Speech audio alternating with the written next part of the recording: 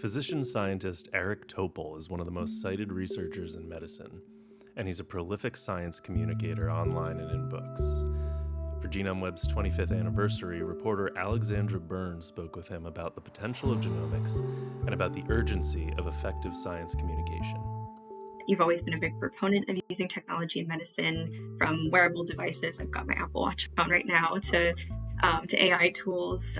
So I'm curious what genetics or personalized medicine tools you're most excited about right now. Are there any that stand out to you? Well, I think it's assembling all these tools, the data from our genome, our sensors, our environment, along with our electronic health record and scans and lab tests and proteomics, which has really gotten off to a great, kind of explosive discovery chain. And neuromarkers, other biomarkers. Integrating all that data to me is what's so exciting right now with multimodal AI. So it's more layers of data. We started out with a big genome layer, back 25 years ago, the sequence. But now, of course, there's many other ways to understand what makes an individual tick. I'm curious how that affects the patient-provider relationship when, both parties have all of this data about patients. I mean, how does that affect conversations about patient health with providers? Well, I think we are at a real disadvantage now because people don't have all their data.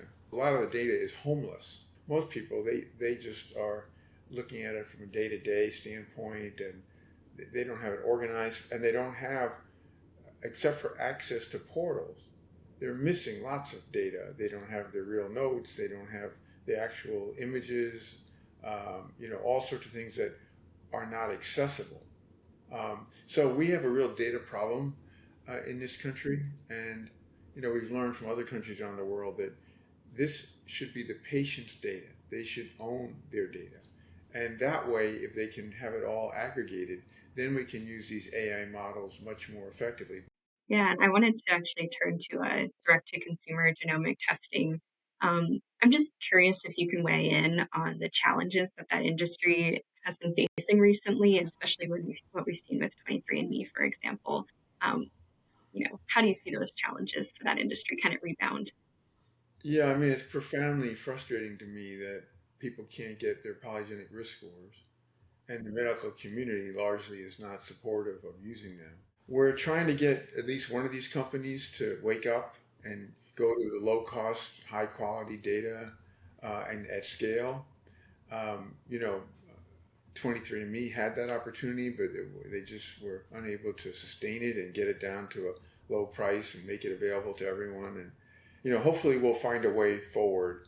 Um, I do think that this is something that's really being missed because it's such a huge amount of work by global researchers for decades.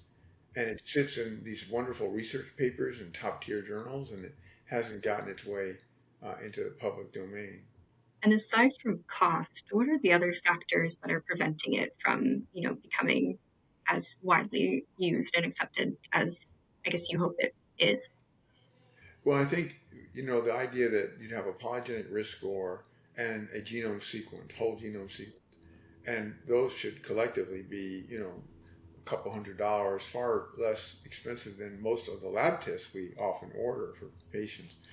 And that alone wouldn't be enough. You want to integrate that. So, for example, you're worried about a person's family history of cancer, and you look at, do they have any cancer predisposition genes, like BRCA2 or something in their genome sequence.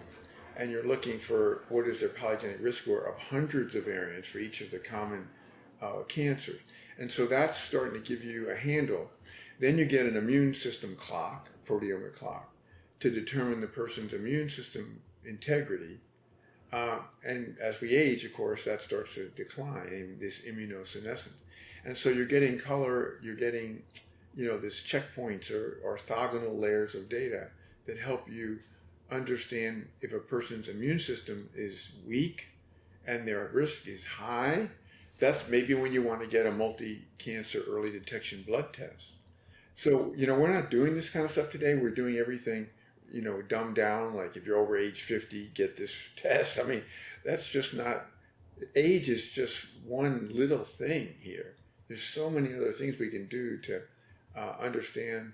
Uh, you need to know a person's risk so you can prevent the disease they're at risk for. And we can do that now, but we're not doing it.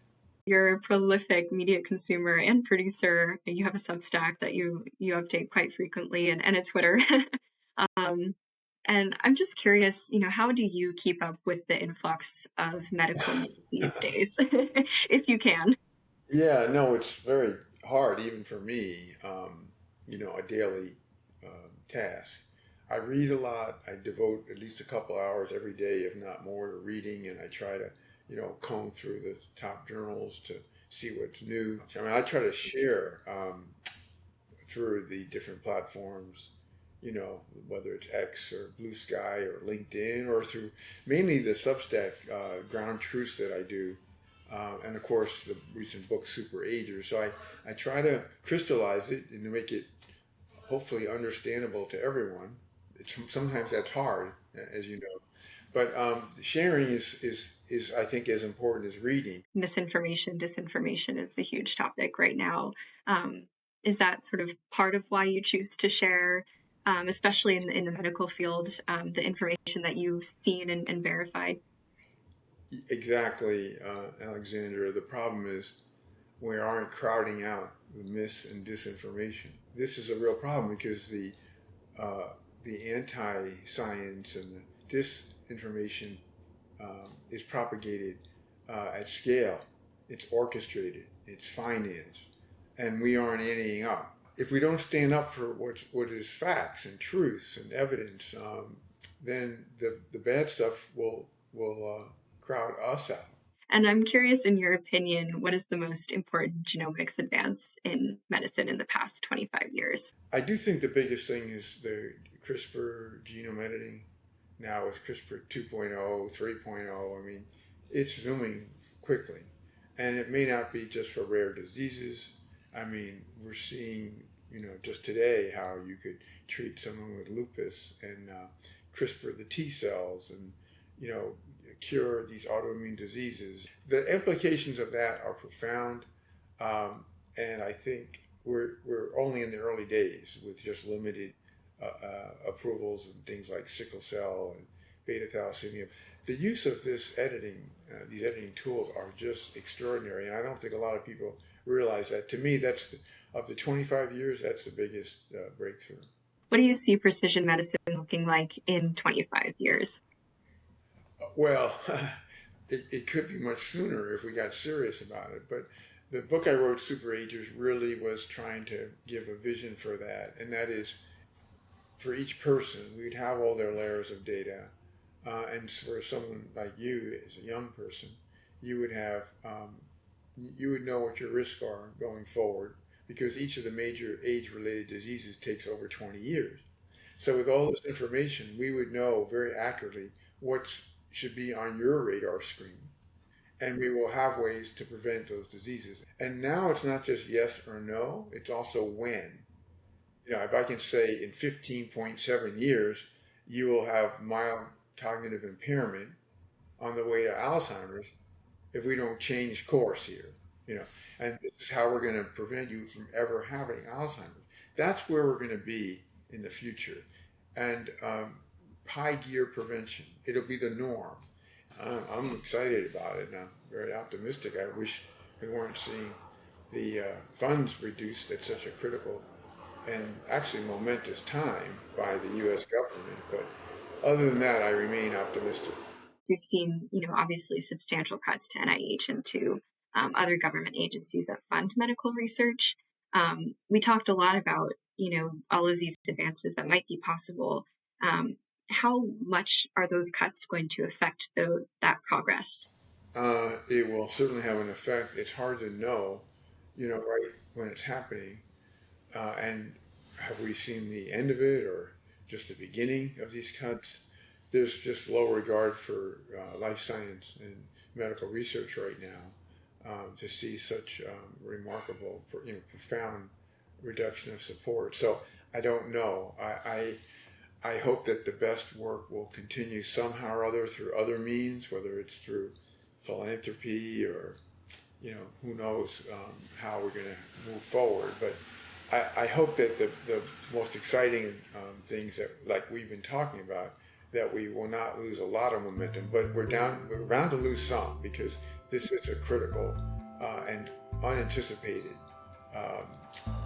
break in the customary support that is used to finance the most exciting medical research.